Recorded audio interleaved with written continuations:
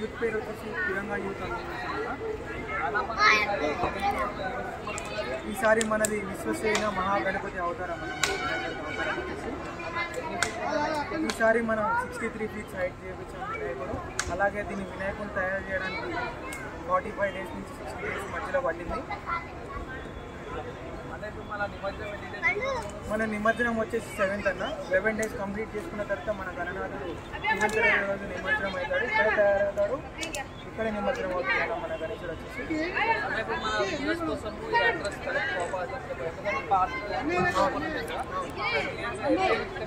Every year ఇక continuation every year ఇక్కడే ఉంటుందన్న. లాస్ట్ ఇయర్ వచ్చేసి మనం బ్యాక్ సైడ్ మన కాలనీలో ఉండేది. ఈసారి మనం రోడ్ మీదకి రావడం జరిగింది. మనం ఎగ్జాక్ట్ లొకేషన్ వచ్చేసి నాగోల్ ఫ్లైఓవర్ వెళ్ళకుండా కింద నుంచి వస్తే పిల్లర్ నెంబర్ 2 దగ్గర మనకి వినాయకుడు దర్శనం ఇస్తాడు.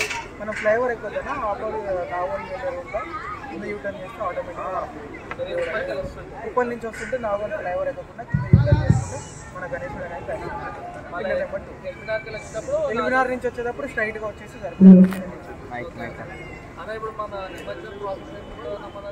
మన నిమజ్జనం ప్రాసెస్ వచ్చేసి 7th రోజు ఈవినింగ్ 6 స్టార్ట్ అవుతుంది మన నిమజ్జనం. స్వామివారికి ఫస్ట్ పంచామృతాలతో అభిషేకం చేసిన తర్వాత ఫైర్ ఇంజన్స్ వస్తాయి. ఒక 2.5 hours 3 hours వాటర్ వర్క్ జరుగుతుంది. వాటర్తో నిమజ్జనం స్వామివారికి ఇక్కడే నిమజ్జనం జరుగుతుంది. మన నిమజ్జనం ప్రాసెస్ వచ్చి ఒక 3.5 hours ఖచ్చితంగా పడుతుంది. రోజు ఈవెంట్స్ అంటే పర్టికులర్గా క్రౌడ్ దృష్టిలో పెట్టుకుని ఇప్పుడు ప్లాన్ చేయలేదన్నా. ఎందుకంటే క్రౌడ్ మనం కంట్రోల్ కావట్లేదు. కొంచెం మా టీమ్ మెంబర్స్ ఎవరున్నా సరే బయటనే అంత క్రౌడ్ని చూసుకోవడమే సరిపోతుంది. అందువల్ల ఈ క్రౌడ్ని దృష్టిలో పెట్టుకుని మనం ఏ యాక్టివిటీస్ అనేది ఎక్కువ చేయదలుచుకోలేదు.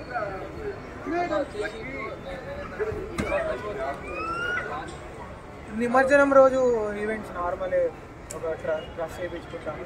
సౌండ్ ఉంటుంది, ఇక్కడే ఫైర్ ఈవెంట్స్తో వర్క్ జరుగుతుంది. మా ఆర్తి ఉంటుంది. ఆ రోజు ఆర్తి అయిపోగానే ఈ నిమజ్జనం వరకు స్టార్ట్ అవుతుంది. జై శ్రీరామ్.